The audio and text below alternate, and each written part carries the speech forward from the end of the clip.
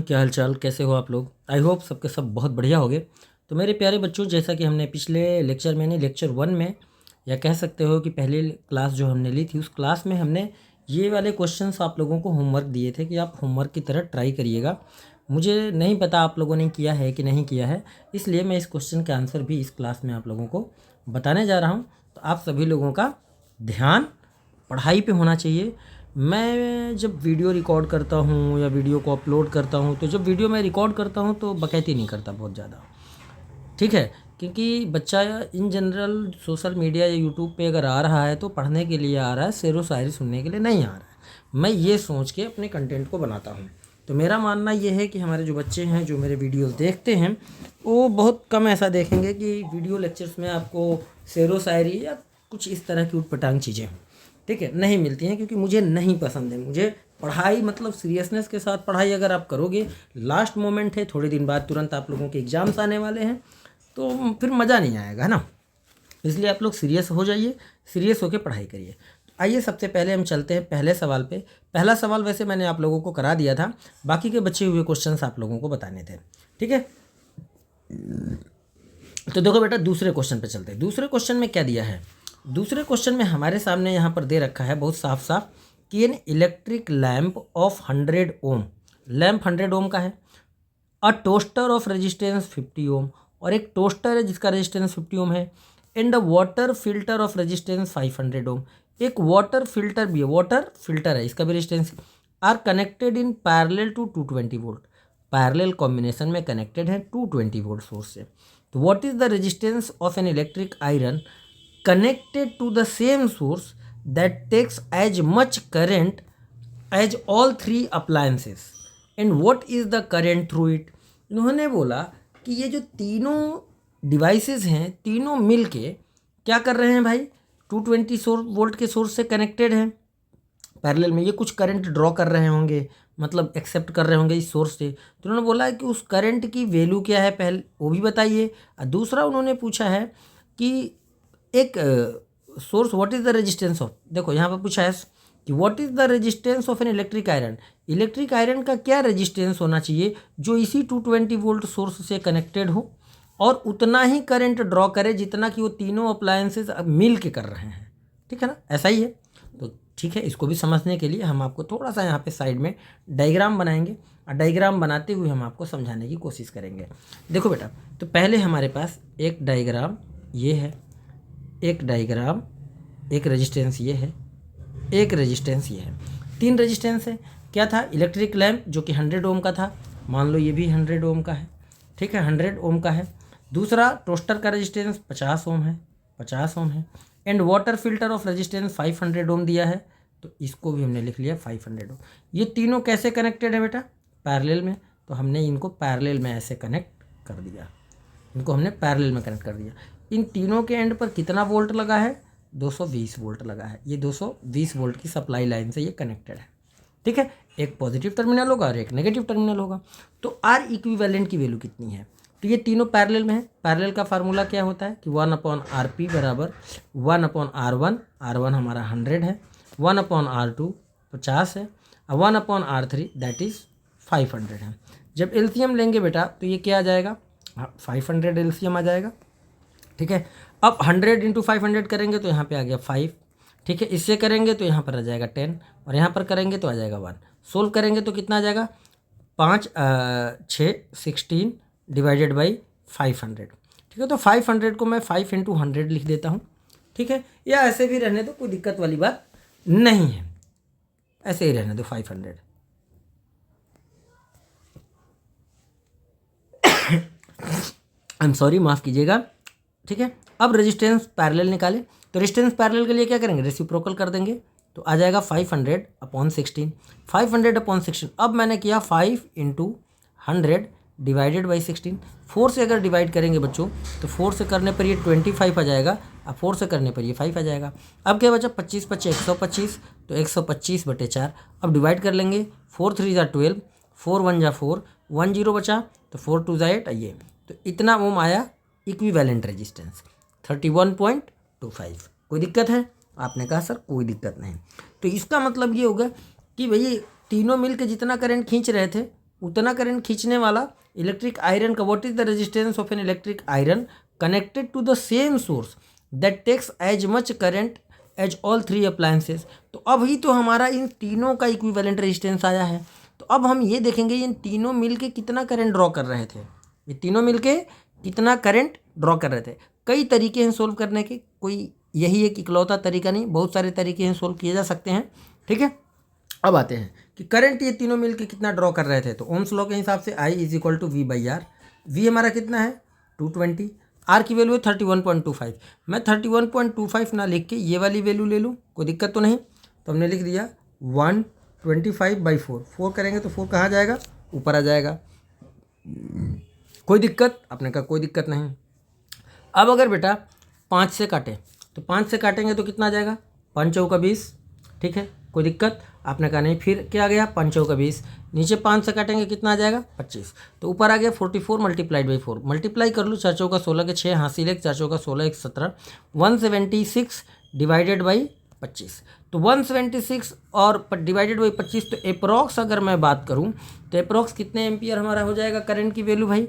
अगर अप्रॉक्स में मैं बात करूं तो 25 छक्का होता है 150 और 25 सत्ते होता है 175, तो लगभग अप्रॉक्स में 7 एम्पियर का करंट ये तीनों डिवाइसेस मिलके 220 वोल्ट के सोर्स से ड्रॉ कर रहे थे।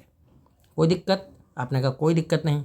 अब जब करंट आ गया तो हमको अब रेजिस्टेंस भी मिल जाएगा। कौन सा रेजिस्टेंस, उस डिवाइस का रेजिस्टेंस मिल जाएगा, यानी कि इलेक्ट्रिक आयरन का रेजिस्टेंस मिल जाएगा जो ऑलरेडी इतना एम्पियर का करंट खींच रहा है। तो उसका रेजिस्टेंस यही है, कौन सा वाला, यही रेजिस्टेंस है उस डिवाइस का, क्योंकि इसी रेजिस्टेंस के बदौलत तो आपको ये करंट मिल रहा है सेम सोर्स के साथ। तो इसका मतलब ये हो जाएगा कि भैया इलेक्ट्रिक आयरन जो यहाँ पर लिखा है इलेक्ट्रिक आयरन, इसका भी रेजिस्टेंस कितना हो जाएगा, इन तीनों के इक्विवेलेंट रेजिस्टेंस के बराबर। कितना, इन तीनों के इक्विवेलेंट रेजिस्टेंस के बराबर। कोई दिक्कत नहीं। तो रेजिस्टेंस ऑफ आयरन हमारा आ जाएगा बेटा वही 31.25 ओम। आगे क्या लिखा है, इसके बाद जब ये वैल्यू हमारा निकाला जाए कि रेजिस्टेंस ऑफ आयरन कितना हो गया बेटा 31.25 या 125/4। दूसरा इसमें पूछा गया था क्या कि what is the current through it, तो करंट की वैल्यू कितना आ गया अप्रॉक्स 7 ओम, तो आ जाएगा 7 एम्पियर। तो approx 7 ampere is the answer. ये दोनों आंसर हमारे आ गए। इसका करने का एक और तरीका भी होता है, उससे भी हम सोल्व कर सकते हैं। एक तो मैंने इस तरीके से बताया, ये मेथड आप नोट कर लीजिएगा कि इससे भी हम कर सकते हैं। दूसरा क्या मेथड है, आइए उस बारे में भी बात कर लेते हैं थोड़ा सा, कि जिस बच्चे को जो आसान लगे उस तरीके से कर लेना। बेटा पैरेलल कॉम्बिनेशन की खास बात क्या होती है इस सवाल में, इसी सवाल की मैं बात कर रहा हूँ, सारे मतलब आप समझ के हैं। पैरेलल कॉम्बिनेशन की बेटा खास बात ये होती है कि जो भी हमारे डिवाइसेस होते हैं पैरेलल में, उनका पोटेंशियल सेम रहता है। यहाँ पर 3 है, कितने, कौन 3 है, 100 ओम, 50 ओम, 500 ओम, और तीनों को इतने वोल्ट से कनेक्ट किया गया। तो मान लो कि इलेक्ट्रिक लैंप कितना करंट ड्रॉ कर रहा I1, टोस्टर कितना करंट ड्रॉ कर रहा I2, और वाटर फिल्टर कितना करंट खींच रहा सोर्स से I3। तो जो टोटल करंट हमारी होनी चाहिए वो I1 plus I2 plus I3 के सम के बराबर होनी चाहिए। अब I निकाल लो यहीं से, I बराबर क्या होता है बेटा, वोल्टेज अपॉन आर। तो applied voltage divided by R1, दूसरे का भी वोल्टेज उतना ही है तो डिवाइडेड V बाई R2, इसका भी वोल्टेज उतना ही है, रेजिस्टेंस ऑफ R3। वोल्टेज सबके कितने हैं 220, रेजिस्टेंस R1 कितना है तो 100 है, प्लस यहाँ है 220 डिवाइड, रेजिस्टेंस कितना है 50 है, यहाँ पर वोल्टेज अगेन 220, रेजिस्टेंस कितना है बेटा तो रेजिस्टेंस यहाँ पर है 500। ठीक है ना। इनको जब सोल्व करोगे तो करंट अगेन यहाँ से वही आ जाएगा कि 176/4 करके, 176/4 नहीं 25 एम्पियर। तीनों को सम करोगे इतना ही आएगा। जब करंट आ गया तो उस आयरन का, ये जो पूछा गया है आयरन का रेजिस्टेंस बताओ जो कि इतना ही करंट ड्रॉ करे, तो रेजिस्टेंस ऑफ आयरन भी हमारा निकल आएगा यहाँ से कि applied voltage divided by current, जो कि है 176/25 और 25 हमारा ऊपर आ जाएगा। ठीक है। तो इसको अगर 11 से काटोगे तो 11 एकम 11 और 11 छक्के 66, 11 से इसको काटोगे तो 11 दूना 22, 4 से काटोगे तो 4 5 20, और 4 से इसको काटोगे तो ये भी 4 5 20, अरे 4 से इसको काटोगे 4 चौका 16, 4 5 20, अब ऊपर कितना आ गया 25 5 125/4। देखो इतना आया कि नहीं, डिवाइड करेंगे अगेन कितना आ जाएगा 31.25। 25 ओम। तो इस तरीके से भी आप निकाल सकते हो, आंसर वही आएगा। अब आगे चलते हैं। इस आंसर को आपको क्या कर लेना है, नोट कर लेना है, रख लेना है नोट करके, ताकि मैं यहाँ पर क्योंकि हटा दे रहा हूँ, इसलिए हटा दे रहा हूँ ना, क्योंकि जगह भी तो चाहिए लिखने के लिए, इसलिए मैं इसको हटा दे रहा हूँ यहाँ से। नोट कर लेना आप लोग, लो अभी छोड़ देता हूँ, नोट कर लो या स्क्रीनशॉट ले लो, नोट कर लेना, ठीक है, क्योंकि अगर मैं ज़्यादा वेट करूँगा वीडियो लंबी हो जाती है। आगे बढ़ते हैं। तो अब हमारा दूसरा सवाल हो गया। अब दूसरे सवाल के बाद अब हम आगे बढ़ते हैं तीसरे सवाल की तरफ। What are the advantage of connecting electrical devices in parallel with battery instead of connecting them in series. Parallel में कनेक्ट करने से ये होता है कि वोल्टेज का डिस्ट्रीब्यूशन नहीं होता है, सभी अप्लायंसेस को सेम वोल्टेज सप्लाई मिल जाता है, जबकि सीरीज में वोल्टेज का डिस्ट्रीब्यूशन होने की वजह से हर डिवाइसेस को सेम वोल्टेज नहीं मिल पाता है, इसलिए सभी अच्छे से फंक्शन यानी काम नहीं करते हैं। ठीक है, ये भी हो गया। चौथे की तरफ बढ़ते हैं। हाउ कैन 3 रजिस्टर और 2 ohm 3 ohm and 6 ohm be connected to give a total resistance of 4 ohm and 1 ohm. In 2, 3 और 6 वाले को कैसे कनेक्ट किया जाए कि हमें को इक्विवेलेंट रेजिस्टेंस 4 ओम मिले और 1 ओम मिले। तो आपको थोड़ा सा अरेंज करके सोचना पड़ेगा, ठीक है, क्योंकि अगर इन तीनों को हम सीरीज में जोड़ते हैं, कैसे, तो सीरीज में जोड़ेंगे तो 2 + 3 5 और 5 6 11 हो जाएगा। यहाँ 11 तो आंसर दिया नहीं है, 4 दिया है, या पहले में बी में भी 11 नहीं दिया, मतलब तीनों को सीरीज में नहीं जोड़ सकते। अगर पैरेलल में तीनों को जोड़े तो आइए देखते हैं पैरेलल में जोड़ने से क्या रिजल्ट आता है। पैरेलल में जोड़ेंगे तो 1/RP बराबर आ जाएगा 1/2 1/3 + 1/6। एलसीएम आ गया 6, 2 3 6, 3 दूना 6, 6 कम 6, तो 3 2 5 1 6, 6/6 कितना आ गया 1 ओम। यानी बी वाले सीक्वेंस में बी में 1 ओम इक्विवेलेंट रेजिस्टेंस दिया है, तो बी वाले में 1 ओम लाने के लिए क्या करेंगे, सभी को पैरेलल में कनेक्ट करेंगे। ठीक, तो इसमें आंसर लिख देंगे। अब हमें 4 ओम आंसर लाना है। कितना लाना है बच्चों, 4 ओम। 4 ओम लाने के लिए क्या करें, तो बी के लिए आप पता चल गया कि बी में क्या करना है, बी में सभी को पैरेलल में जोड़ना है। अब आओ ए के लिए बात करते हैं। ए में करने के लिए आपको क्या करना होगा कि ए का आंसर लाने के लिए हमने कहा कि ये जो 2 ओम था ये तो बेचारा है ही, ये जो 2 रेजिस्टेंसेज और दिए हुए हैं हमारे 3 और 6 को, इस 3 को और इस 6 को क्या करो पैरेलल में लगा दो ऐसे। ठीक है, ये कोई ए एंड हो गया और ये कोई बी, ये 2 ओम हो गया, ये 3 ओम हो गया और ये 6 ओम हो गया। अब इक्विवेलेंट निकालने पर देखते हैं क्या आता है। तो पहले तो ये दोनों किस कॉम्बिनेशन में है, पैरेलल में, तो 3 और 6 का पैरेलल में निकालोगे तो पैरेलल के लिए मैंने फार्मूला बताया है, डायरेक्ट भी होता है 2 रेजिस्टेंस के लिए कि R1 R2 divided by R1 + R2। तो इसमें वैल्यू रखोगे तो 3 × 2 डिवाइडेड बाई 3 + 2। ठीक, अरे यार 3 × 2 थोड़ी 6 है, तो 3 × 6 डिवाइडेड बाई 3 + 6 जो कि 9 आ जाएगा। इससे इसको काटेंगे 3, 3 से इसको काटेंगे 2 आ जाएगा। यानी इसका इक्विवेलेंट रेजिस्टेंस 2 ओम हो गया, 2 ओम ये और 2 ओम ये किस कॉम्बिनेशन में है, सीरीज में। तो इक्विवेलेंट रेजिस्टेंस क्या आ गया, रेजिस्टेंस बिटवीन ए बी 2 + 2 4 ओम। तो इसका मतलब कि इस वाले के लिए इस तरीके से अरेंजमेंट करना होगा कि 3 और 6 को पैरेलल में करना होगा 2 ओम के साथ। ठीक है, 3 और 6 को पैरेलल में रखना होगा आपस में और 2 ओम को ऐसे। तो सर्किट डायग्राम भी आपको प्रॉपर बनानी रहेगी। तो ए वाले में ये सर्किट डायग्राम होगा। अब बी में तीनों पैरेलल हैं तो पैरेलल के लिए आपको पता ही है कि क्या करना है। ठीक है ना, तीनों को डायरेक्ट ए और बी के बीच में पैरेलल में कनेक्ट कर देंगे। ठीक है, तो नोट कर लेना आप लोग इसको। तो इस तरीके से इसका भी आंसर हमने आपको बता दिया। आगे लिखा है 5वां क्वेश्चन कि what is the highest and lowest total resistance that can be secured by combination of 4 coils of resistances this. जब आपको हाईएस्ट रेजिस्टेंस निकालना हो बेटा तो सीरीज में कनेक्ट करना चाहिए, किसमें, सीरीज में। जब आपको लोवेस्ट रेजिस्टेंस निकालना हो तो आपको हमेशा पैरेलल में कनेक्ट करना चाहिए, किसमें, पैरेलल में। अगर वैल्यू पूछेगा तो वैल्यू भी आप निकाल सकते हो। इन चारों को जब सीरीज में करोगे तो आपस में जोड़ दोगे, क्या करोगे, जोड़ दोगे, तो 8 4 12 हो गया, 12 12 24 हो गया, और 24 में फिर 24 जोड़ दोगे तो 48 ओम हो जाएगा। तो मैक्सिमम रेजिस्टेंस आ जाएगा टोटल, हाईएस्ट रेजिस्टेंस 48 ओम का। और जब इनको पैरेलल में लगाना है तो पैरेलल के लिए आपको फॉर्मूला से सोल्व करना होगा बाकायदा, ऐसे कि 1/4 + 1/8 + 1/12 + 1/24। एलसीएम लोगे 24 आ जाएगा, 4 6 24, 8 3 24, 12 दूना 24, 24 एकम 24। अब इनको जोड़ना होगा, जोड़ के आपको लिखना होगा कि 1 और ये आरपी है, पैरेलल में पैरेलल कॉम्बिनेशन लगा रहे हो। ठीक है, तो 6 3 9 क्या हो गया, 6 3 9, 9 1 10 और 10 2 12, 12/24 काटोगे तो 1/2, 12 12 एकम 12, 12 दूना 24। तो अब यहाँ से जो RP निकला वो क्या निकला, 2 ओम निकला। कितना निकला, 2 ओम। तो मिनिमम रेजिस्टेंस हमारी 2 ओम की होगी और मैक्सिमम रेजिस्टेंस हमारा 48 ओम का होगा। तो ये लास्ट क्वेश्चन का जवाब था।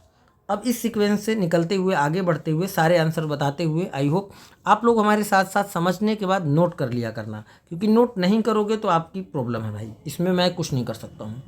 अब अगले टॉपिक को समझने चलते हैं जिसमें लिखा है heating effect of current. Heating effect of current क्या होता है कि जब हम देखते हैं कि करंट पास करता है किसी कंडक्टिंग वायर के थ्रू या किसी डिवाइस के थ्रू तो थोड़ा गर्म भी हो जाता है, इसी को बोलते हैं हीटिंग इफेक्ट ऑफ करंट। ठीक है, क्या बोलते हैं, इसी को हीटिंग इफेक्ट ऑफ करंट। यानी होता क्या है कि जब करंट हमारा इलेक्ट्रिक सर्किट में पास करता है तो सर्किट उस इलेक्ट्रिक करंट यानी इलेक्ट्रिक एनर्जी का कुछ पार्ट उस सर्किट को या उस डिवाइस को हीट करने में कन्वर्ट हो जाता है, या कह सकते हो लॉस हो जाता है। तो वैसे लॉस ना बोल के कन्वर्ट बोलते हैं हम लोग। ठीक है, बात समझ में आई। तो जैसा कि हमने आपको समझा दिया, अब आगे बढ़ते हैं। होता क्या है, हम सभी लोग जानते हैं, we know that the battery या सेल जो होता है सोर्स ऑफ इलेक्ट्रिक एनर्जी होता है। क्या होता है बेटा, सोर्स ऑफ इलेक्ट्रिक एनर्जी। तो जब बैटरी या सेल के अंदर केमिकल रिएक्शंस होते हैं तो जो हमारी बैटरी के अंदर की केमिकल एनर्जी है वो इलेक्ट्रिकल एनर्जी में कन्वर्ट होती है। लेकिन कब, जब उस बैटरी का यूज हम किसी इलेक्ट्रॉनिक या इलेक्ट्रिक गैजेट को ऑपरेट करने में करते हैं। ठीक है, ये बात आपको समझ में आ गई। चलो बहुत बढ़िया।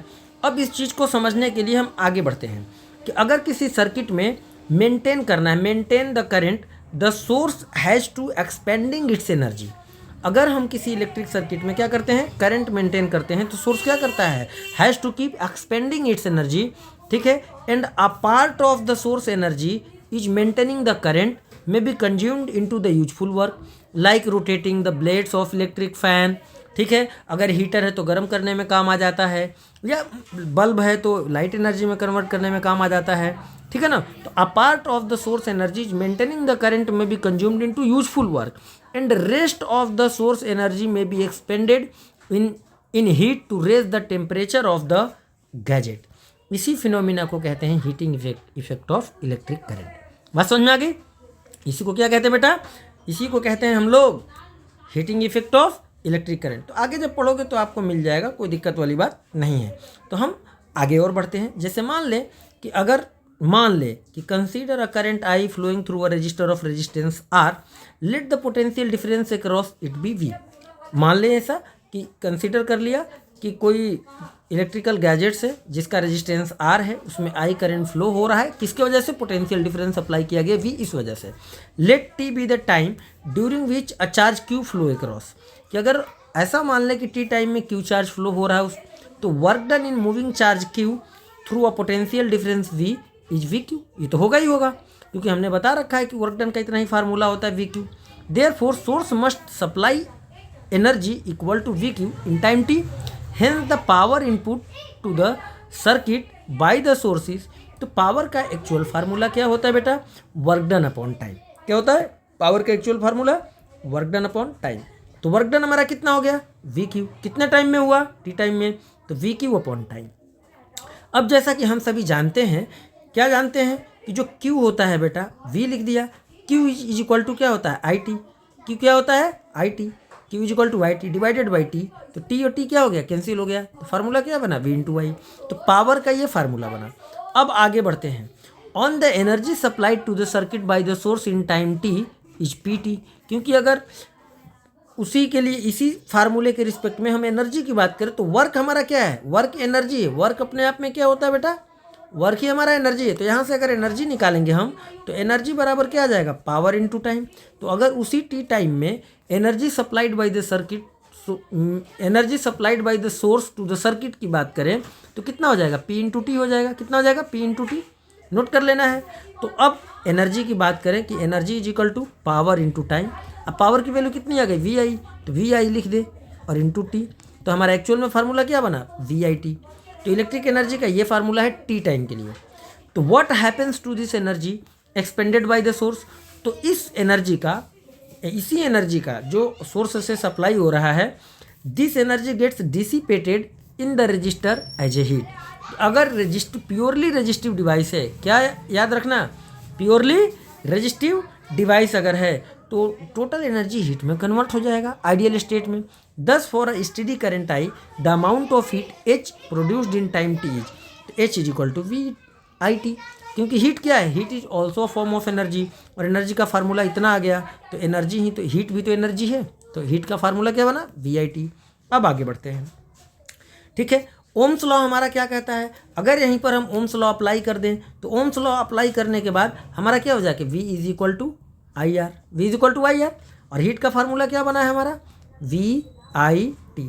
तो वी के जगह बेटा अगर आई आर रख देंगे तो वी के जगह हम आई आर रख दे रहे हैं, I R into I T, तो आई आई 2 बार आ गया, तो हमारा हीट का फार्मूला क्या बन गया, आई स्क्वायर आर टी। इस इक्वेशन को बेटा क्या कहते हैं, this is known as Joule's law of heating.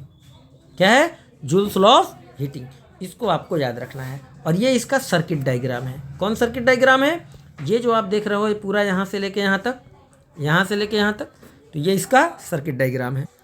सवाल भी आता है कि एक what is Joule's law of heating, या explain Joule's law of heating. तो जूल्स लॉ ऑफ हीटिंग का ये फार्मूला बन गया, इसे याद रखिए।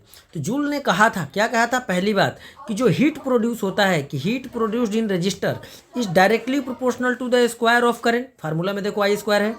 दूसरा, ठीक है, फॉर अ गिवन रजिस्टर। दूसरा, directly proportional to the resistance of a given current, कि अगर करंट गिवन है तो डायरेक्टली प्रोपोर्शनल होगा रेजिस्टेंस के। और तीसरा, directly proportional to the time for which the current flow through the resistor, कि जितनी देर तक वो करंट फ्लो होता है उस समय के डायरेक्टली प्रोपोर्शनल होता है। तो ये 3 बातें किसने बताई थी बेटा, जूल्स लॉ ऑफ हीटिंग में जूल्स ने बताई थी। इस लॉ को ही हम इसी नाम से जानते हैं। ये फार्मूला आपको याद रखना है, और ये इसका सर्किट डायग्राम है पूरा, ये आपको याद रखना है, ठीक है। अब हम आगे बढ़ते हैं, एक सवाल को समझते हैं। यहाँ पर एग्जाम्पल दिया हुआ है, हर एक एग्जाम्पल को आपको करना है अगर आप अच्छे नंबर लाना चाहते हैं तो। लिखा है, electric iron consumes energy at the rate of 840 what, at a rate of 840 what. What में जो टर्म वैल्यू दिया होता है वो पावर होता है। When heating is at the maximum rate and 360 watt when the heating is at the minimum, the voltage is 220 volt. तो what are the current and the resistance in each case. इन्होंने 2 बोला है कि एक iron, electric iron है हमारा, energy consume कर रहा है 840 वोट का, when heating is at the maximum rate, जब मैक्सिमम रेट से हीट हो रहा है तो 840 वोट पावर एक तरीके से कंज्यूम कर रहा है, और जब थोड़ा सा कम हीट हो रहा है तो 360 वोट हो रहा है। क्योंकि जब हम आयरन की बात करते हैं बेटा, तो आयरन में रोटेटिंग वाले, जैसे फैन में रोटेशन के लिए होता है ना, वैसे उसमें भी कपड़े के हिसाब से रोटेशन वाला बना होता है। तो अलग अलग नंबर पे सेट करो तो अलग अलग गर्म होता है वो। तो मैक्सिमम इतना पावर प्रोड्यूस कर रहा है और मिनिमम इतना कर रहा है। तो दोनों सिचुएशन में रेजिस्टेंस और करंट क्या होगा ये हमें बताना है। तो आओ यहाँ बात करते हैं कि when heating is at the maximum rate, तो जब मैक्सिमम रेट से हीट करेगा तो पावर का जनरल फार्मूला क्या हो गया, वोल्टेज इंटू करंट। तो करंट निकालना है तो पहले का पावर इंटू डिवाइडेड बाई वो सप्लाइड वोल्टेज। तो करेंगे तो हमारा करंट कितना जाएगा, 3.82 एम्पियर। अब रेजिस्टेंस पूछा है तो रेजिस्टेंस बराबर होता है voltage upon I according to Ohm's law. तो we applied voltage, current divide करने पर इतना वैल्यू आ जाएगा।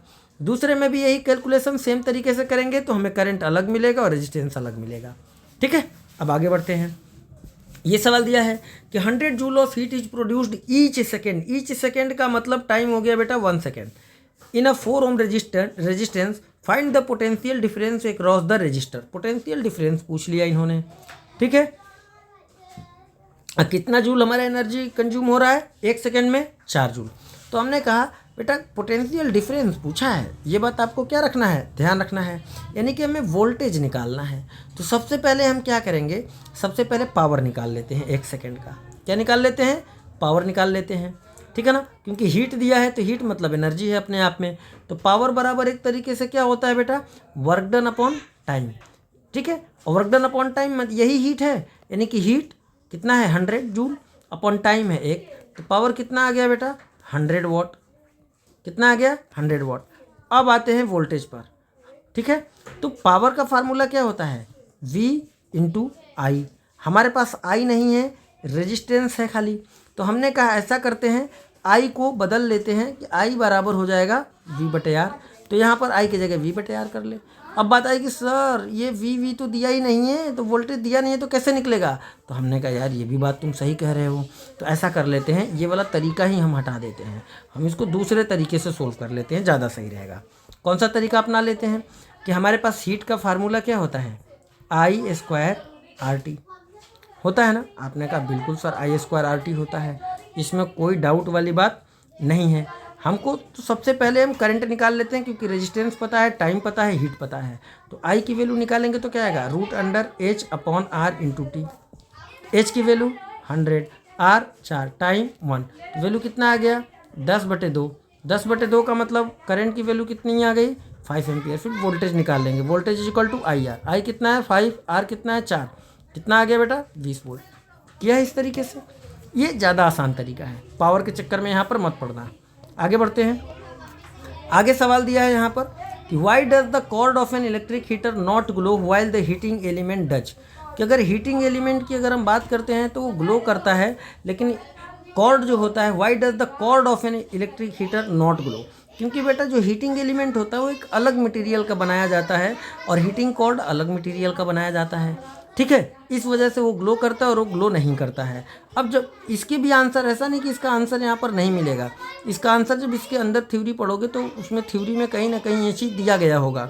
ऐसा नहीं है कि वो चीज़ दिया नहीं रहता है, देखो कहीं दिया है, this is known as heating effect, नहीं दिया, अरे कहीं तो दिया होगा, नहीं दिया इसमें, खैर लेकिन मैं आपको बता दे रहा हूँ। ये भी क्या होता है बेटा, हर एक चीज़ का अपना एक सूटेबल आंसर होता है। इसका भी सूटेबल आंसर यही है कि जो electric cord, why does the cord of an electric heater not glow, तो cord of an electric heater का जो रेजिस्टेंस होता है वो काफ़ी कम होता है, लेकिन हीटिंग एलिमेंट जो होता है इसका रेजिस्टेंस ज़्यादा होता है, हीट ज़्यादा यहाँ पर कंज्यूम होता है, ठीक है, डिसिपेट्स होता है, जिसकी वजह से हमारा हीटिंग एलिमेंट ग्लो करता है। आगे पूछा है दूसरा सवाल कि compute the heat generated while transferring 96,000 coulomb of charge in 1 hour through a potential difference of 550 volt.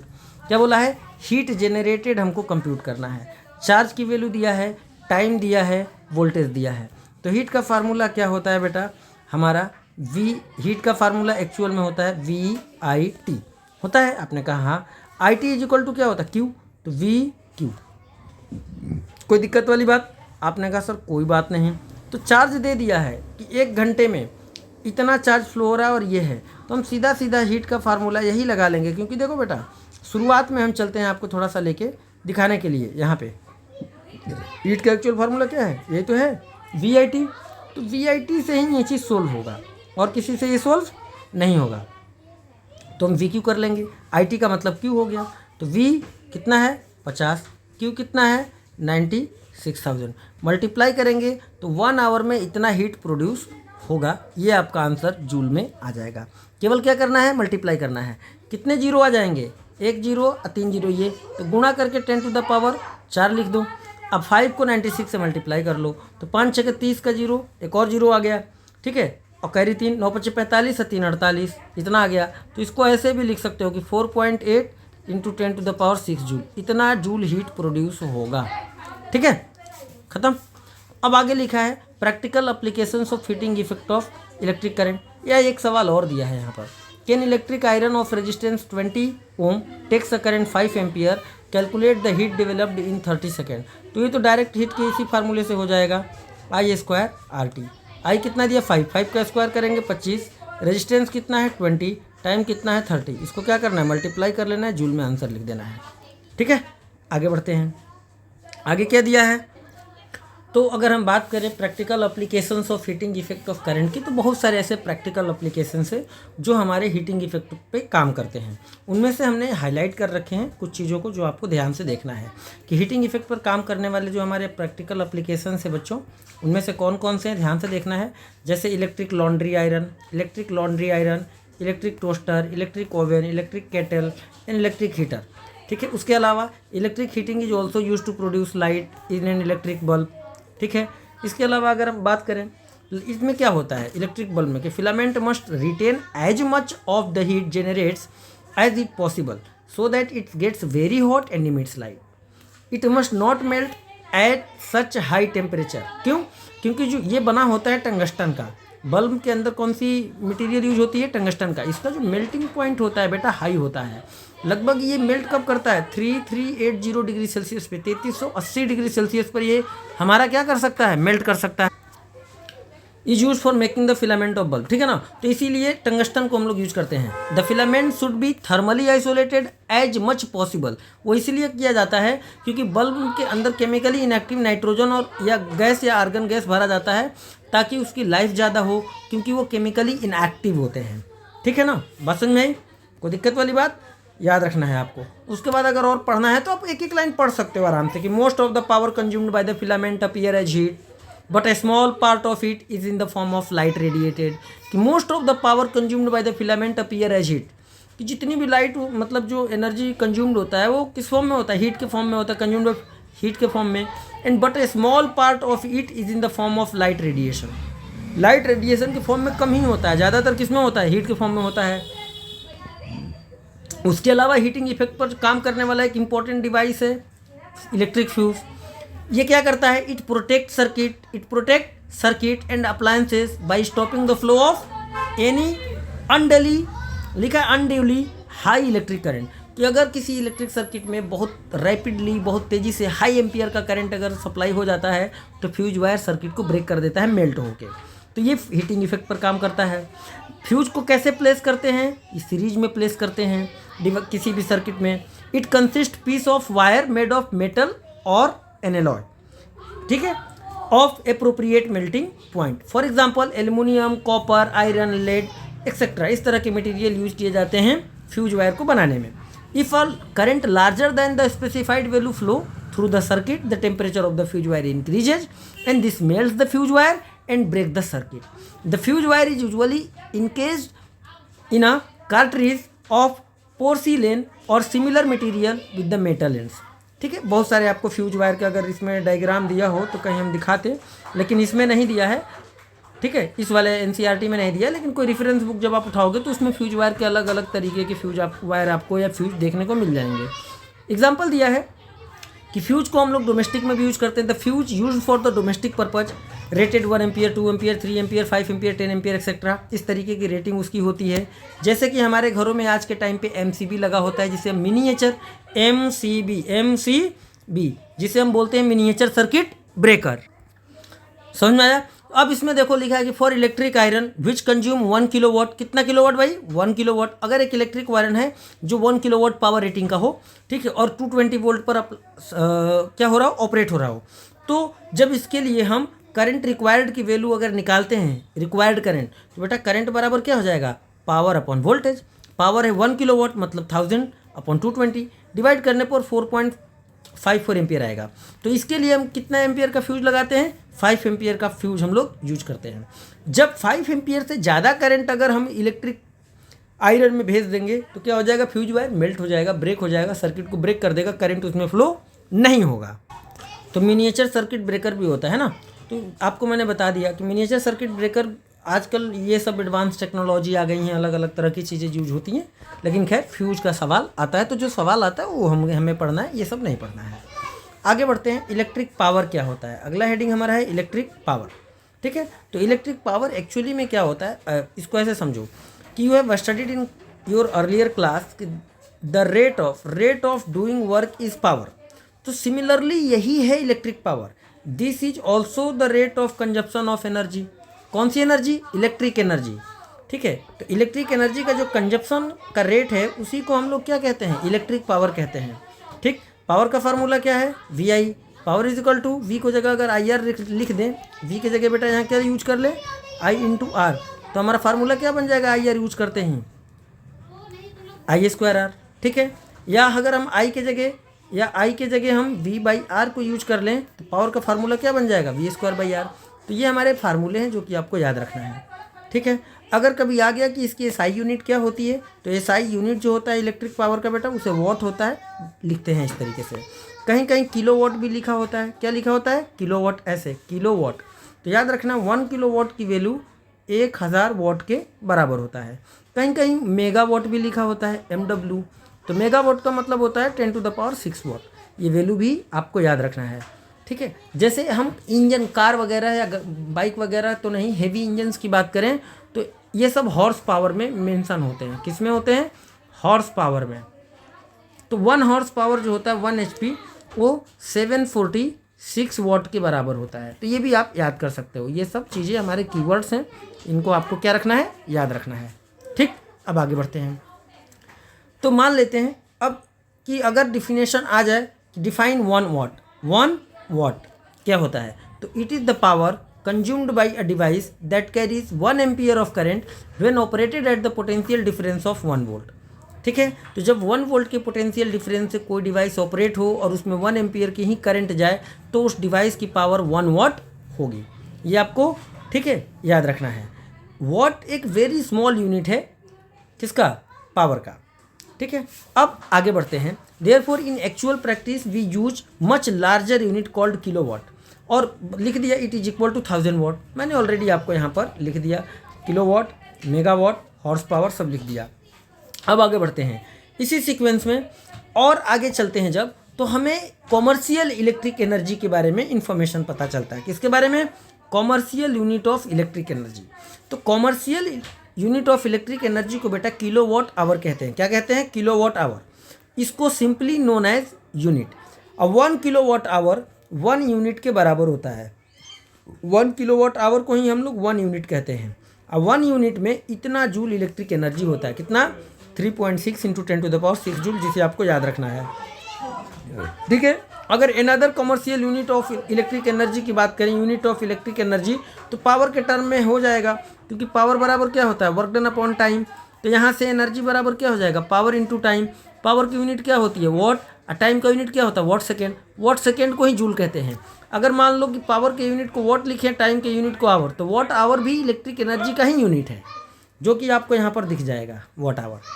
ठीक है, 1 watt hour is the energy consumed when 1 watt of power is used in 1 hour. कि 1 घंटे में जितना 1 what अगर power use हो रहा है तो उसे 1 वॉट आवर कहेंगे।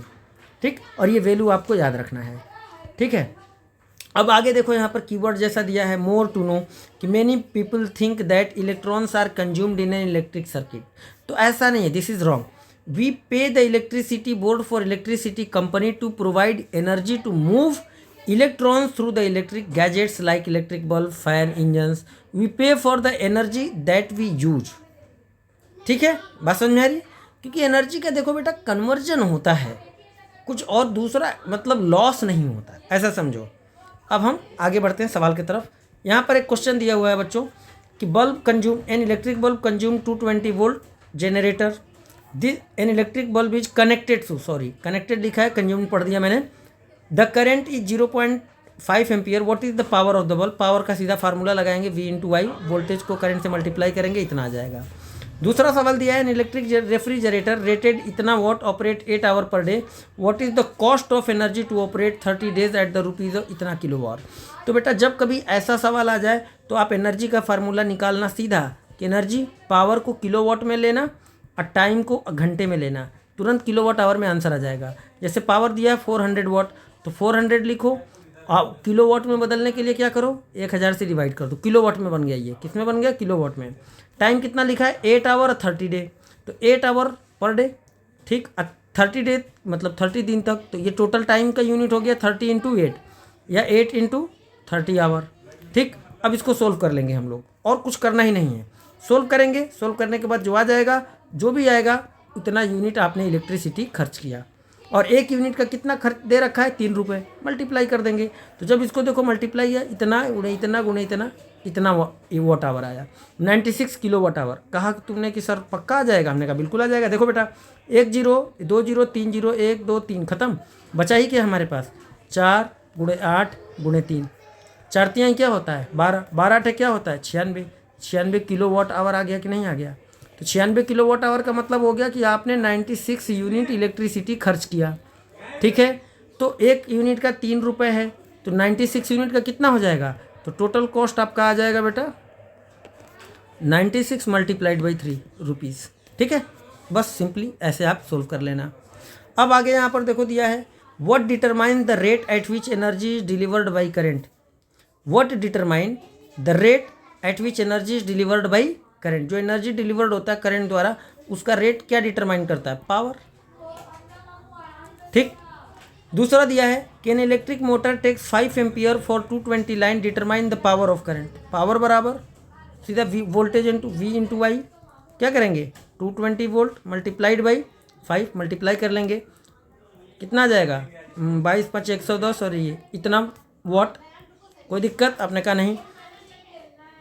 And the energy consumed in 2 hour, 2 घंटे में कितना एनर्जी कंज्यूम्ड होगा? तो एनर्जी का फार्मूला पावर इनटू टाइम, ठीक है। पावर कितना है 1100 गुणे 2, तो ये आ जाएगा यूनिट वाट आवर में, ठीक है। यानी कि कितना आ गया बेटा 2200 watt hour.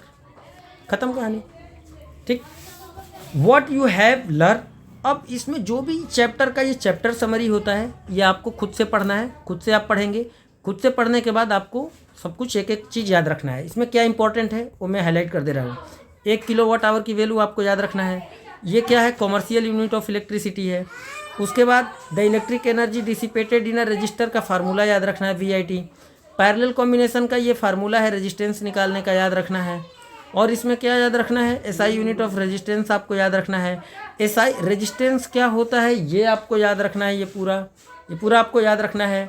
SI unit of current आपको याद रखना है, ठीक है। करंट क्या होता है इसके बारे में लिखा है कि a stream of electron moving through a conductor constitute an electric current. Conventionally the direction of current is taken positive to the direction of flow of electrons, ठीक है। डायरेक्शन ऑफ पॉजिटिव वो पढ़ दिया है, वो अपोजिट लिखा है। तो ये आपका कन्वेंशनली, ये कन्वेंशनली का मतलब होता है डायरेक्शन, ठीक है। सीरीज कॉम्बिनेशन में कि the equivalent resistance of several resistor in series is equal to the sum of their individual resistances. तो पैरेलल का फार्मूला यहाँ दे रखा है और सीरीज वाले का नहीं दिया है, तो मैं लिख दे रहा हूँ किस तरह। यार ये क्या हो गया? सीरीज वाले का कि RS बराबर R1 plus R2 plus R3 and so on, ये है, ठीक। आपका दूसरा सबसे और क्या इंपॉर्टेंट है इसमें? ये ओम्स लॉ। ये ओम्स लॉ बहुत इंपॉर्टेंट है कि the potential difference across the, ये बहुत इंपॉर्टेंट है बेटा, very important, very most important, very most important, ये ठीक है। ये जो फार्मूले आप देख रहे हो ये वेरी मोस्ट इंपॉर्टेंट हैं, ठीक है। और ये वाला कॉन्सेप्ट कि रेजिस्टेंस किस किस चीज़ पर डिपेंड करता है, ये एकदम कीवर्ड है। इसे क्या कर लो, रट लो, याद रख लो, इसको भूलना नहीं है, ठीक है। बात समझ में आई? याद रखना होता है इन सब चीज़ों को। और क्या है? तो ये इतने से में इतनी जितनी चीज़ें हमने हाईलाइट करी हैं इसको आपको बहुत अच्छे से याद रखना है। अब चलिए आगे बढ़ते हैं एक्सरसाइज की तरफ। एक्सरसाइज में क्या क्या दिया है ये इसको अब हम लोग सोल्व करते हैं। तो पहले सवाल पे चलते हैं। देखिए क्या लिखा है अब कि a piece of wire are cut into 5 equal parts. तो 5 and these parts are then connected in parallel. The equivalent resistance of this combination is R dash, then the ratio of R upon R dash. देखो भाई, तो 5 part से R resistance था, cut करेंगे तो हर एक part का रेजिस्टेंस हो जाएगा R/5। और इन रेजिस्टेंसेस को किस में कनेक्ट किया गया? पैरेलल में। तो पैरेलल में आइडेंटिकल का फार्मूला हमने बता रखा है कि R/N से होता है। अब एक की वैल्यू आ गई R/5, तो एक की वैल्यू डिवाइडेड बाई 5 है तो 5, तो इससे आंसर आ जाएगा R/25। ये क्या निकला? और पैरेलल वाले का रेजिस्टेंस का वैल्यू दिया है R डैश, तो इसको मैं R डैश लिख दूँ। सवाल में दिया है R/R डैश, तो इसके अपॉन में 1 रखो, 25 इधर आ जाएगा, क्रॉस मल्टीप्लाई करो तो 25 इधर आ जाएगा और इनको आपस में ही मतलब एक्सचेंज कर दो, तो इधर आ जाएगा R/R डैश। तो R/R डैश की वैल्यू क्या आ गया? 25। आंसर क्या है? D। दूसरे सवाल पे चलते हैं, पहला खत्म। Which of the following terms does not represent electric power in a circuit. Electric power का ये भी फार्मूला है, V²/R भी फार्मूला है। अब देखो भाई पावर का फार्मूला क्या क्या है? पावर का एक्चुअल फार्मूला है VI, ठीक है। अब V को अगर IR लिख दूं तो IR और एक I पहले से है तो I² R बन जाएगा, यानी ये भी पावर है। दूसरा VI भी पावर है। तीसरा अगर V है, I की जगह में V/R रख दूं, V/R तो V²/R हो गया, जो कि ये भी है। तो बचा कौन? नहीं, B बचा। तो B हमारा सही जवाब है, क्योंकि यह लिखा डज नॉट रिप्रेजेंट। तो डज नॉट रिप्रेजेंट का मतलब अब A, C, D को भूल जाओ, आपका सही जवाब B है। अब आते हैं तीसरे सवाल पर। An electric bulb rated 220 volt 100 watt, when it is operated at 110 volt, power consumed will be, कि कितना पावर वो कंज्यूम करेगा। बात है कि सर अब कैसे निकाले? तो देखो बेटा, इस सिचुएशन में इन दो इन्फॉर्मेशन से रेजिस्टेंस निकाल लेना चाहिए। क्या? रेजिस्टेंस। तो पावर बराबर अभी आपके सामने फार्मूला V²/R, तो R का वैल्यू क्या हो जाएगा? V²/P। कितना वोल्टेज इसकी रेटिंग का दिया हुआ है 220 वोल्ट, तो 220 multiplied by 220 divided by 100 what, 100, 2 zero से 2 जीरो खत्म। रेजिस्टेंस कितना आ जाएगा 484 ओम। अब बोला है कि अगर इतने वोल्ट से कनेक्ट किया जाए तो पावर कंज्यूम्ड क्या होगा, तो पावर कंज्यूम्ड बराबर V²/R। ठीक है, यही करेंगे हम। तो V² कितना है 110, तो 110 गुणे 110, और रेजिस्टेंस कितना आया 484 यानी कि 22 है ना, 22 गुणे 22। ठीक है, 22 से इसको काटो 5 बार में, 22 से इसको काटो 5 बार में, कितना आया 25 वाट। तो आंसर क्या है 25 वाट, सिंपल। अब आगे बढ़ेंगे चौथे सवाल पे। 2 conducting wires of the same material and of equal length and equal diameter first connected in series and then in parallel in circuit across the same potential difference, the ratio of heat produced in series and parallel combination would be। एकदम बढ़िया और आसान सवाल है। तो देखो भाई, चौथे सवाल में साफ साफ दो बातें काफ़ी क्लियर दे रखा है कि दोनों वायर जो हैं सेम मटेरियल के हैं, सेम लेंथ के हैं, इक्वल डायमीटर के हैं। इसका मतलब क्या हो गया कि उनका रेजिस्टेंस बराबर है। पहले वो सीरीज में कनेक्ट किए जाते हैं, बाद में वो पैरेलल में कनेक्ट किए जाते हैं, और सेम पोटेंशियल डिफरेंस अप्लाई किया जाता है। तो हीट जो प्रोड्यूस होगा सीरीज और पैरेलल का, उसका रेशियो क्या होगा। आइए इस सवाल को सोल्व करने के लिए हम थोड़ा इस जगह पे आते हैं। ठीक है, अगर हमारे पास दो रेजिस्टेंस है, दोनों की वैल्यू R है, ठीक है, ये भी R और R सीरीज पैरेलल कॉम्बिनेशन में है। अब एक सर्किट और बनाते हैं जिसमें इन दोनों को सीरीज में कनेक्ट कर देते हैं हम। ये है सीरीज में, यहाँ भी V वोल्टेज है, यहाँ भी V वोल्टेज से कनेक्ट कर दिया R और R। तो यहाँ पर इक्विवेलेंट रेजिस्टेंस क्या हो जाएगा, तो यहाँ पर इक्विवेलेंट रेजिस्टेंस हो गया बेटा R/2, और यहाँ पर इक्विवेलेंट रेजिस्टेंस क्या हो गया इन दोनों का, तो इन दोनों का इक्विवेलेंट रेजिस्टेंस हो गया 2R। ठीक है, पहले तो इक्विवेलेंट रेजिस्टेंस को समझो। अब इसमें फ्लो होने वाला करंट समझो, यानी यहाँ पर RP की वैल्यू R/2, यहाँ पर RS की वैल्यू 2R।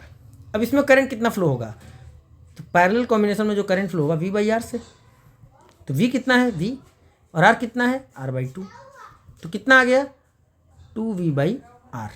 ठीक है ना, बहुत बढ़िया। ये तो पैरेलल की बात हो गई। अब सीरीज में कितना करंट फ्लो होगा, तो अगेन V/R, तो वोल्टेज V है और R हमारा कितना है 2R।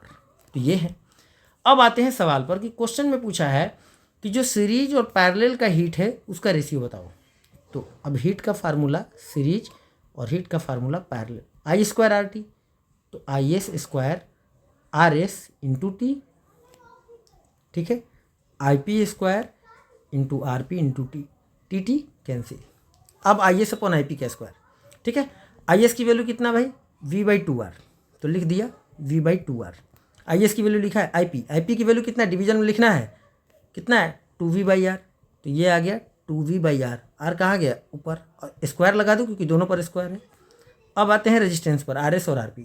RS कितना है भाई 2R, RP कितना है R/2, R 2 कहाँ आ गया ऊपर, R कैंसिल, यहाँ से R कैंसिल, V कैंसिल, बचा क्या ऊपर 1 का स्क्वायर करेंगे 1, नीचे क्या बचा 2 to the 4 का स्क्वायर करेंगे 8।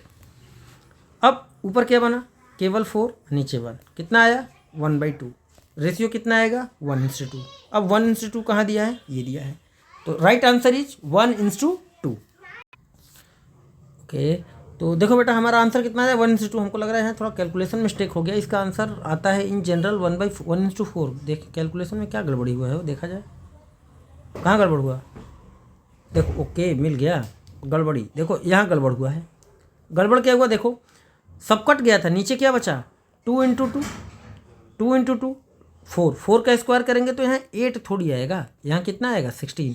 अब 4 से इसको काटेंगे तो 4, 1:4 आएगा 1/4। ठीक है, तो सही जवाब हमारा मिल गया 1:4। हमने वहीं कहा कि 1:2 आ गया, कहीं गलती हो गया क्या। देखो ये होता है कि जब आप लंबे समय से पढ़ा रहे हो तो आपको आइडिया लग जाता है कि आपसे कहीं ना कहीं कुछ ना कुछ तो गलती हुआ है। ठीक है, तो इससे निकाल लेंगे। अब आगे चलते हैं 5वें सवाल पे। How is a volt meter connected in the circuit to measure potential difference between the 2 points, parallel में कनेक्ट करते हैं। छठा, कॉपर वायर डायामीटर दे दिया, रेजिस्टिविटी दे दिया, ठीक है, रोज जिसको लिखते हैं। What will be the length of the wire to make its resistance 10 ohm. सीधा बेटा डायामीटर दे रखा है, एरिया निकाल लेंगे हम लोग किससे, पाई डायामीटर स्क्वायर बाई 4 से, रेजिस्टेंस दे रखा है, रेजिस्टिविटी दे रखा है, लेंथ पूछा है, फार्मूला लगा लेंगे R is equal to rho L by A, और इससे हम लेंथ को निकाल लेंगे। कैलकुलेट करके आप लोग हमको आंसर जरूर बताइएगा। ध्यान रहे ये चीज़ mm में दिया है, इसको मीटर में कन्वर्ट जरूर कर ले। आगे बढ़ते हैं 7वां कि the value of current I flowing in a given resistance corresponding to the value potential difference. ठीक है, रेजिस्टेंस आर गिवन बिलो, वो मीटर और वोल्ट मीटर दे रखा है, प्लॉट ग्राफ। एक बात और आप याद रखें कि वी ग्राफ जो होता है, वोल्टेज वर्सेज करंट का जो ग्राफ होता है, जैसे ये मान लो वोल्टेज है और ये करंट है, ठीक है, और अगर कोई ग्राफ इस तरीके से बन रहा है तो ये ओम्स लॉ का ग्राफ है, और ये जो इंक्लिनेशन है, अगर ऐसे समझो कि जो रेजिस्टेंस होता है वो स्लोप डिटरमाइन करता है। वी ग्राफ का स्लोप रेजिस्टेंस को डिटरमाइन करता है। स्लोप का मतलब होता है बेटा वैल्यू ऑफ tan थीटा। तो ये थीटा क्या इंक्लिनेशन। तो अगर इस चीज़ को ऐसे समझने के लिए मान लो हम थोड़ा सा बड़ा बना देते हैं कि ये हमारा करंट है और ये हमारा वोल्टेज, कोई दो इस तरीके का ग्राफ बना हुआ है, किसी रेजिस्टेंस एक कंडक्टर ए के लिए, किसी कंडक्टर बी के लिए। तो अब पूछा जाए कि इनमें से दोनों में से किसका रेजिस्टेंस ज़्यादा होगा, तो ए का रेजिस्टेंस ज़्यादा होगा और बी का रेजिस्टेंस कम होगा। क्यों? क्योंकि ए का इंक्लिनेशन ज़्यादा है, एंगल यहाँ से ज़्यादा है करंट एक्सिस के साथ, ए का एंगल ज़्यादा है और बी का एंगल कम है। तो जिसका एंगल कम होता है उसका रेजिस्टेंस कम होता है। लेकिन ध्यान रखना है कि एंगल को मेजर करना है करंट एक्सिस से, वोल्टेज एक्सिस से मत कर लेना, वरना आपका आंसर गलत हो जाएगा। क्योंकि ऐसे बहुत सारे सवाल पूछे भी जाते हैं जहाँ पर उल्टा पूछ लिया जाता है। कैसे पूछ लिया जाता है? वहाँ क्या करते हैं लोग कि वहाँ ऐसे पूछ लेते हैं कि इधर वोल्टेज दे देंगे और इधर करंट दे देंगे। अब मान लो ऐसे ही दो ग्राफ बना देंगे, ये P मान लो कर दिया और इसको Q बोल दिया, किसका रेजिस्टेंस ज़्यादा है। तो अब बच्चा लोग तुरंत बोल देता है resistance of P is greater than resistance of Q, और ये गलत है। क्यों? क्योंकि करंट से जब एंगल देखो तो Q का एंगल ज़्यादा है, P का कम है, यानी कि resistance of Q is greater than resistance of P। इस चीज़ को हमेशा आप ध्यान रखेंगे और याद रखेंगे कि VI ग्राफ का जो स्लोप होता है, किसका? VI ग्राफ का स्लोप का मतलब होता है बबुआ tan थीटा। ये क्या डिटरमाइन करता है? ये डिटरमाइन करता है रेजिस्टेंस को। क्या डिटरमाइन करता है बच्चा? रेजिस्टेंस को बताता है। तो ये चीज़ आप याद रखेंगे। अब आगे बढ़ता हूँ इसको मिटाते हुए। देखो तो 7वें में आई और वी का करस्पॉन्डिंग वैल्यू दे रखा है, ठीक है। बोला है plot the graph between V and I and calculate the resistance of that resistor, ठीक है। तो अगर देखो भाई, हम लोग जानते हैं ना रेजिस्टेंस बराबर क्या होता है? Voltage by current. वोल्टेज कितना है? 1.6। करंट कितना है? 0.5। दोनों का डेसिमल हटा दो, कितना आ गया? 16/5। कितना आएगा वैल्यू? 5 3 15, 1 0, 5 दूना 10, इतना हो। चलो इसको चेक कर लेते हैं। यहाँ से अगर देखेंगे तो क्या आएगा? 3.4 डिवाइडेड बाई 1.0। इससे वैल्यू कितना है? 3.4 बाई 1.0, यानी कि 3.4 ओम आ गया। इससे चेक करो, इससे चेक करोगे तो 6.7 डिवाइडेड बाई 2.0, यानी कि 67/2। 2 3 6, 2 3 6, 33.5। इस तरह से अलग अलग वैल्यूज आएंगे। क्या आएंगे? अलग अलग वैल्यूज। अब मान लो ये पहली रीडिंग से कुछ वैल्यू निकाला, दूसरी से निकाला, तीसरी से निकाला, चौथी से निकाला, पाँचवीं से निकाला। इन सब का मीन निकाल दो। क्या निकाल दो? मीन। यानी कि 5 रेजिस्टेंस आपको अलग अलग निकलेंगे और उन पाँचों का क्या निकाल दो? मीन निकाल दो बाबू, मीन। ठीक है, समझ में आ रहा है कि नहीं आ रहा? क्या करो, इससे एक वैल्यू निकलेगा, मान लिया R1, इससे एक वैल्यू निकलेगा R2, इससे एक वैल्यू निकलेगा R3, इससे एक वैल्यू निकलेगा R4, इससे एक वैल्यू निकलेगा R5, फिर R जो निकलेगा इन सब का मीन निकलेगा। यानी इन पाँचों को जोड़ दो, इन पाँचों को जोड़ दो। अब 5 से क्या कर लो बबुआ? डिवाइड, रेजिस्टेंस आ जाएगा। ठीक है, एक्चुअल रेजिस्टेंस, क्योंकि ये एक एक्सपेरिमेंटल अरेंजमेंट वाली वैल्यू दे रखी है। आगे बढ़ते हैं 8वें पे। When 12 volt battery is connected across an unknown resistor, there is a current 2.5 milliampere. तो find the value of resistance। आराम से R बराबर V/I आंसर आ जाएगा। Now 9 volt battery connected in series with resistor this and this. How much current draw from the would flow through a 12 ohm resistor? चूँकि ये सब series में है, series में करंट सेम रहता है, तो आपको करना क्या है? पहले इक्विवेलेंट रेजिस्टेंस निकालनी है सबका। तो इन सबका जोड़ के इक्विवेलेंट रेजिस्टेंस निकालो, सीरीज में है। ठीक है, तो देखो बेटा ये 0.2 है और 0.3, तो ये आ जाएगा 0.5, और जब इसको 0.5 से जोड़ोगे तो आ जाएगा 1.0। 1.0 में जब 0.4 को जोड़ोगे तो आ जाएगा, ये तो पहले 1 आ गया, 1 और 12 ये भी जोड़ लो, 13 हो गया, 13.4। ये वैल्यू आ जाएगा बेटा 13.4 ओम। अब 13.4 ओम है, अब बैटरी कितना है 9 वोल्ट का, तो क्या करोगे, करंट निकालो कि वोल्टेज अपॉन रेजिस्टेंस 13.4, ये 90 बाई इतना, यही करंट हमारा 12 ओम में भी फ्लो करेगा। बस इसको थोड़ा सिंप्लीफाई कर लेना आप लोग। आगे बढ़ते हैं। How many 176 ohm resistor in parallel are required to current 5 ampere on 220 volt line. ठीक है, कि कितना, इतने 176 ओम के कितने रजिस्टर पैरेलल में कनेक्ट कर दिया जाए कि 5 एम्पियर का करंट फ्लो हो और 220 वोल्ट सप्लाई लाइन से। तो ऐसा करो, इस और इस वैल्यू से रेजिस्टेंस निकाल लो। ठीक है, क्या निकाल लो, रेजिस्टेंस, और उसको इक्विवेलेंट रेजिस्टेंस मान लेंगे, यानी कि आर इक्विवेलेंट निकल आएगा बेटा 220/5 से। अब सिंप्लीफाई कर लेते हैं इसको, डिच किया 5 4 जा 5 4 जा, ये तो आया आपने कहा। तो आर इक्विवेलेंट कितना हो गया 44 ओम। अब हम मान लेते हैं कि इतने ओम के एन रजिस्टर कनेक्टेड होंगे, तो इसका जो इक्विवेलेंट रेजिस्टेंस आएगा कितना आएगा, R/N। तो R/N की वैल्यू हमारी कितनी होनी चाहिए 44, तो N बराबर कितना होना चाहिए, अब इसको सिंप्लीफाई कर लेंगे। N बराबर R डिवाइडेड बाई 44, R कितना है 176 डिवाइडेड बाई 44, 11 से काट दो, 11 चौको 44, 11 से काटो, 11 कम 11, 11 छक्का 4, 4 से काट दो, ये 4 आएगा।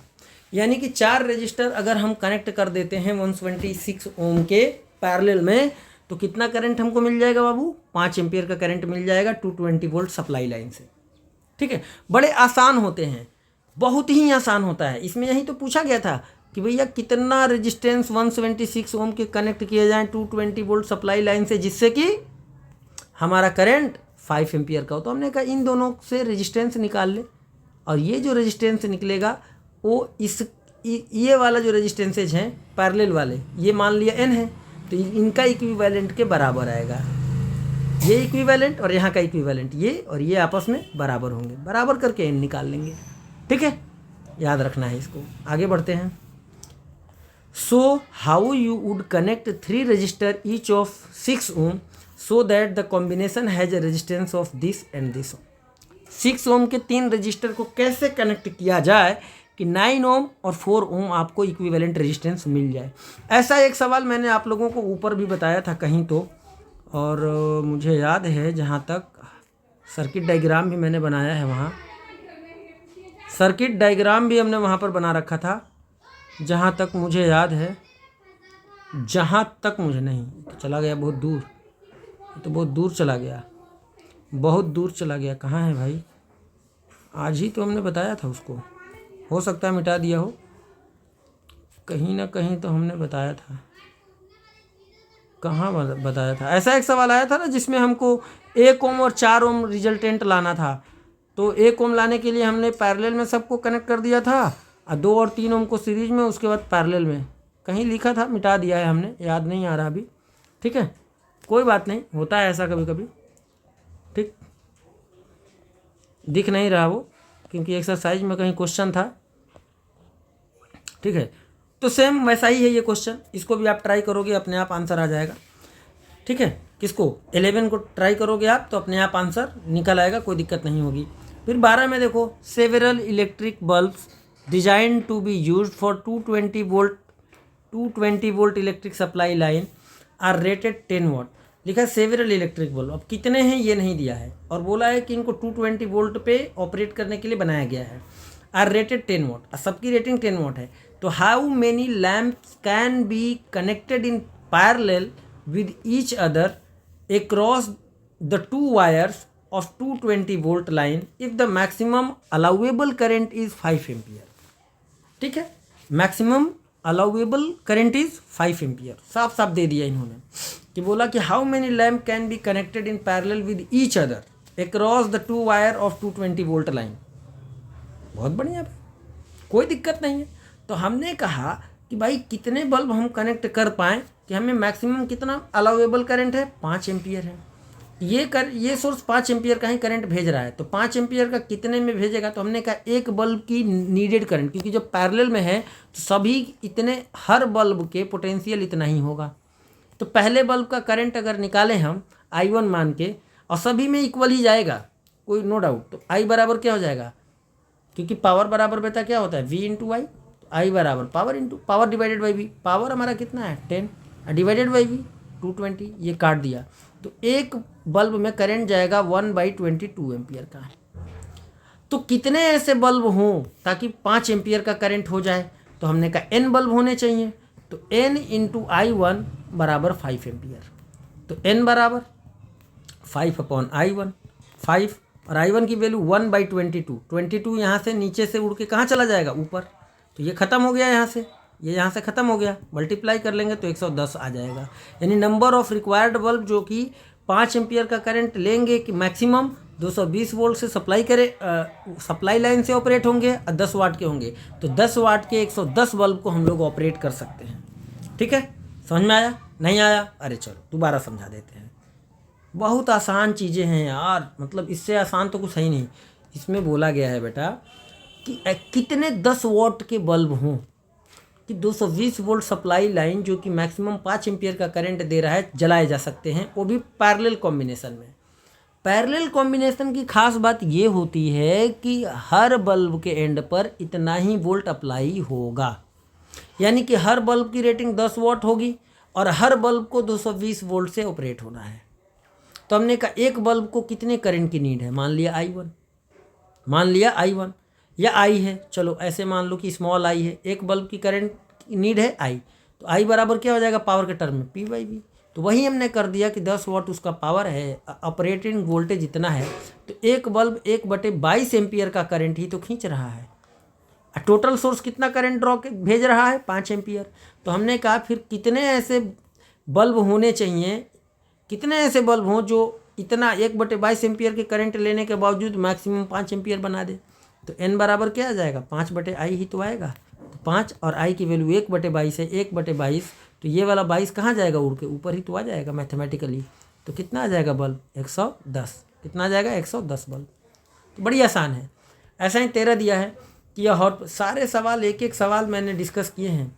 तो 13 में दिया hot plate of an electric oven connected to 220 volt line has 2 resistance coil each of 24 ohm. A and B 2 coil हैं, दोनों की वैल्यू इतना है। Which may be used separately in series or in parallel, तो what are the currents in the 3 cases. ठीक है, 3 cases. अच्छा फिर से पढ़ लो भाई। A hot plate of an electric oven connected to 220 volt line has 2 resistance coil A and B each of 22 ohm resistances which may be used separately in series or in parallel. तो what are the currents in the 3 cases? यार 3 cases पूछ लिया फिर से इन्होंने। तो देखो भाई अब इसमें क्या करेंगे। अच्छा इसके लिए जगह थोड़ा बनाना पड़ेगा, ऐसा करते हैं जगह बनाते हैं, पहले इतने को मिटाते हैं, मिटा दिया जाए इतने को। अब आते हैं 13 पे। तो जैसा कि देख रखे हो कि क्वेश्चन में दे रहा है hot plate of an electric oven 220 volt rating है, सबका 2 कॉइल्स हैं ए और बी 24 ओम का। अगर ये सीरीज में यूज होते हैं, पैरेलल यूज होते हैं या सेपरेटली सब यूज होते हैं, तो तीनों सिचुएशन में कितना करंट होगा। हम मान लेते हैं कि हमारे पास पहले खाली कॉइल कनेक्टेड है, only coil, case one only coil हम यूज कर रहे हैं। कॉइल का रेजिस्टेंस भी 24 लेंगे। करंट पूछा है, अब वोल्टेज दे रखा है हमारे पास, तो बेटा करंट बराबर क्या हो जाएगा V/R। वोल्टेज हमारे पास कितना दिया है 220, R कितना हो गया 24। ठीक है, तो करंट हमारा कितना आ जाएगा डिवाइड करने पर, इसको डिवाइड करोगे तो बेटा करंट आ जाएगा 9 पॉइंट समथिंग आ जाएगा, 9 पॉइंट समथिंग एम्पियर आ जाएगा। सोल्व करके निकाल लेना आप लोग। ठीक है, ये मान लो 9.167 ऐसे आ जाएगा कुछ। ठीक, अब केस 2 में आते हैं। केस 2 में दिया है कि सीरीज में अगर कनेक्टेड हो दोनों ए और बी, तो हमने कहा बहुत बढ़िया है। तो अगर सीरीज में हो जाएंगे तो इक्विवेलेंट रेजिस्टेंस आ जाएगा R1 + R2, यानी कि 24 + 24 सीरीज में डायरेक्ट जोड़ा जाता है, तो इससे वैल्यू आ जाएगा 48 ओम। अब अगर करंट निकालोगे इस सिचुएशन में, तो करंट बराबर आ जाएगा बेटा वोल्टेज बाई 48, यानी कि अगेन आप अगर देखो तो वोल्टेज हमारा 220 है और ये है 48। इसको जब आप 220 को आप 48 से डिवाइड करोगे तो जो करंट निकलेगा ये सेकेंड केस का निकलेगा। ये कितना निकल के आ जाएगा, ये लगभग 4.583 एम्पियर आ जाएगा। ठीक, अब इसी तरीके से तीसरा केस में आपको जाना है, किसमें यहाँ लिख दे रहा हूँ, केस तीसरा, जब पैरेलल में जोड़ोगे तो पैरेलल में रेजिस्टेंस आ जाएगा, क्योंकि सब दोनों 24 की हैं, तो सीधा एक की वैल्यू लिखो 24 और नंबर ऑफ रेजिस्टेंस 2, तो आ जाएगा 12। कितना आ जाएगा 12। तो रेजिस्टेंस पैरेलल कॉम्बिनेशन में 12 ओम का आ गया। तो अगेन करंट निकालोगे V/R, तो वोल्टेज तो 220 है और R हमारा 12 है, तो 220 को 12 से जब डिवाइड करोगे तो ये लगभग बेटा आ जाएगा 18.334 एम्पियर करंट। ठीक है, 18.33 करके आ जाएगा। तो ये हो गया 13। 14 पूछा है कि compare the power used in 2 ohm resistor in each of the following circuit. Each of the following circuit, compare the power used in 2 ohm resistor. Power used की बात हो रहा है 2 ohm resistor. A 6 volt battery in series with this and this ohm, a 4 volt battery in parallel with 12 and 2 ohm resistor. बड़ा आसान है, इसको भी समझ लेते हैं कि एक सर्किट बनाते हैं सीरीज में 1 ओम, और सीरीज में कितना है भाई 1 ओम है और 2 ओम, तो इन दोनों का इक्विवेलेंट रेजिस्टेंस कितना आ जाएगा बाबू। आपने कहा सर सीरीज में है तो इक्विवेलेंट रेजिस्टेंस डायरेक्ट जोड़ेंगे 3 ओम आ जाएगा। कितने वोल्ट से ऑपरेट हो रहा है, 6 वोल्ट से ऑपरेट हो रहा है। पूछा क्या है, पावर कंज्यूम, तो हमने कहा इस सर्किट में करंट कितना जाएगा, तो करंट जाएगा V/R, तो 6/3 दैट इज 2 एम्पियर का। पावर किसका निकालना है, इस 2 ओम का, तो power in 2 Om, power in 2 ohm बराबर voltage into current, voltage into current, तो voltage across 2 ohm into current in 2 ohm. ठीक, तो वोल्टेज अक्रॉस 2 ओम कितना हो जाएगा IR से, तो I into ohm into resistance. ठीक, और ये करंट पहले से है इंटू I इंटू 2 ओम, तो करंट तो सेम रहता है, यानी कि पावर यहाँ पर निकलेगा किस फार्मूले से बेटा, I² R से, I² R से। I कितना है 2, तो 2 का स्क्वायर 4, रेजिस्टेंस कितना है 2, तो कितना पावर आ जाएगा 8 वाट का। इसी तरीके से अब हम क्या करेंगे, मैं ऐसा करता हूँ, ये जो 13 का सोल्यूशन है इसको मैं हटा देता हूँ।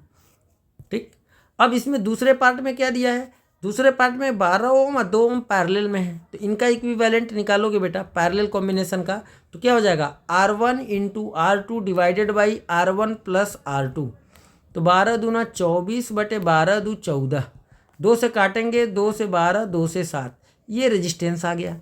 करंट नीडेड निकाल ले, ठीक है ना, या ऐसा कर लो सीधा सीधा कि बेटा पैरेलल में है ना, तो इक्विवेलेंट रेजिस्टेंस निकालने की कोई ज़रूरत ही नहीं है, सीधा कि 2 ओम में करंट कितना होगा, 2 ओम में करंट कितना होगा, तो अब वोल्टेज बाई रेजिस्टेंस, वोल्टेज तो 6 ही रहेगा, कितना लगा है 4 वोल्ट लगा है, तो वोल्टेज 4 ही रहेगा और रेजिस्टेंस 2, तो आ गया 2 एम्पियर। तो सीधा इसमें पावर निकल आएगा 2 ओम में कि क्या हो जाएगा वोल्टेज इंटू रेजिस्टेंस से, सॉरी वोल्टेज इंटू करंट से, वोल्टेज कितना 4 वोल्ट, करंट कितना 2 एम्पियर, तो इससे भी कितना आ जाएगा 8 वाट। यानी दोनों ही सिचुएशन में हमारा जो पावर होगा बेटा वो 8 वाट का ही निकल के आएगा। ठीक है, अब कुछ क्वेश्चंस यहाँ पर हैं, ख़त्म हो गए क्या, सारा डिस्कस कर लिया हमने, लग तो रहा सारा कर लिया discuss. 15 question, 2 lamps, one rated 100 watt 220 volt, another 60 watt 220 volt connected in parallel to electric main supply. What is the current drawn from the line if the supply voltage is 220 volt? Current पूछा है ना, तो पहले इन दोनों की information से resistance निकाल लो, इनसे इसका रेजिस्टेंस निकाल लो। बेटा जब पावर दिया हो, पावर का फार्मूला होता है रेजिस्टेंस के टर्म में V²/R, तो R का फार्मूला बनता है V²/P। इस फार्मूले से क्या कर लो, रेजिस्टेंस निकाल लो। क्या कर लो, रेजिस्टेंस, यानी कि पहले बल्ब का रेजिस्टेंस R1 आ जाएगा V², वोल्टेज 220 है, 220 इंटू 220 डिवाइडेड बाई पावर 100, ढिचकियाँ कितना आ गया 484 ओम। दूसरे बल्ब का पावर निकाल लो R2, रेजिस्टेंस निकाल लो R2, सप्लाई लाइन उतना ही है 220 इंटू 220, पावर इसका 60 है, 60, 1 0 से 1 0 ख़त्म। अब यहाँ जब सोल्व करोगे बेटा तो ये आ जाएगा 4840 डिवाइडेड बाई 6, चलो इतना ही रहने दो, कोई दिक्कत वाली बात नहीं है। ये किससे कनेक्टेड है, कनेक्टेड है पैरेलल में, करंट पूछा है, तो पैरेलल में अगर कोई चीज़ कनेक्ट है, दोनों की वैल्यू अलग अलग है, तो हमारा फार्मूला क्या बनता है, आपको बता दिया है मैंने, क्या बता दिया है, 2 रेजिस्टेंस के लिए, 2 रेजिस्टेंस के लिए फार्मूला हमारा डायरेक्ट हमने बता रखा है कि पैरेलल में है तो formula R1 R2 divided by R1 plus R2। इस फार्मूले को लगा के आप क्या निकालोगे, R इक्विवेलेंट, क्या निकालोगे, R इक्विवेलेंट, फिर निकालोगे करंट बराबर कितने वोल्ट सप्लाई लाइन से 220, तो 220 volt divided by R equivalent, वहीं जो यहाँ से वैल्यू निकल के आएगी वो यहाँ चिपका देना, करंट आपका आंसर आ जाएगा। ठीक, दूसरा दिया है कि which use more energy, 220 watt TV set in 1 hour या 1200 वॉट टोस्टर इन 10 मिनट्स। तो बेटा क्या निकालना है, एनर्जी की बात हो रही है। एनर्जी का फार्मूला हमने बता दिया, पावर इनटू टाइम। चेक कर लो ना इससे मल्टीप्लाई करके, पावर दे ही दिया है, टाइम दे ही दिया है, पावर दे ही दिया है, टाइम दे ही दिया है। बस फ़र्क इतना है कि इसमें टाइम मिनट में दिया है, इसमें आवर में दिया है। ठीक है, मिनट में दिया है और आवर में दिया है। तो एक ही यूनिट में कन्वर्ट करके चेक कर लो। तो एक यूनिट में जब कन्वर्ट करके आप चेक करोगे, मान लो तो 1 आवर का मतलब 60 मिनट होता है। ठीक है, तो 250 गुणे 60 करके देखो और 1200 गुणे 10 करके देखो। ये एक अलग पावर दे एनर्जी देगा, ये एक अलग देगा। 25 छक्का होता है 150, 25 छक्का 150, यानी कि 150 और 2 जीरो, ये आ गया 15,000 वॉट मिनट। ठीक है, और इसको करेंगे तो आ जाएगा 12,000 वॉट मिनट। तो ऑब्वियस सी बात है कि टीवी सेट हमारा ज़्यादा एनर्जी यूज करेगा, टीवी सेट ज़्यादा एनर्जी यूज करेगा। मल्टीप्लाई करके चेक कर लेंगे। अब आगे बढ़ते हैं। आगे यहाँ पर दिया है कि एन इलेक्ट्रिक हीटर रेजिस्टेंस इतना, draw 5 ampere current, serviceman for 2 hours, calculate rate at which heat is developed in the heater. Rate का मतलब कि 1 घंटे में कितना हीट, मतलब एनर्जी एक तरीके से पूछा। Calculate the rate at which the heat is developed in the heater, कि हीट किस रेट से डेवलप हो रहा है, यानी पर आवर कितना हीट डेवलप हो रहा है। ठीक है, आसान है बेटा। रेजिस्टेंस दे दिया, ये दे दिया, टाइम दे दिया, या टोटल हीट एक तरीके से निकाल लो ना, I² RT से, बस ख़त्म। ठीक है, कि 2 घंटे में इतना हीट जनरेट हो रहा है। अब आगे ये सवाल है, ये आपको एज ए होमवर्क ट्राई करना है। एक सवाल तो आप लोग करोगे ही करोगे, करके ट्राई करना, ना आए हमसे बताना, वो भी हम अगले क्लास में आपको बताएंगे। नेक्स्ट लेक्चर हमारा होने वाला है करंट। इसके बाद हमारा चैप्टर कौन सा है, करंट इलेक्ट्रिसिटी करा दिया। अगला एक्सरसाइज हम करने वाले हैं बेटा लाइट का। कौन सा, लाइट का। तो be ready for the light.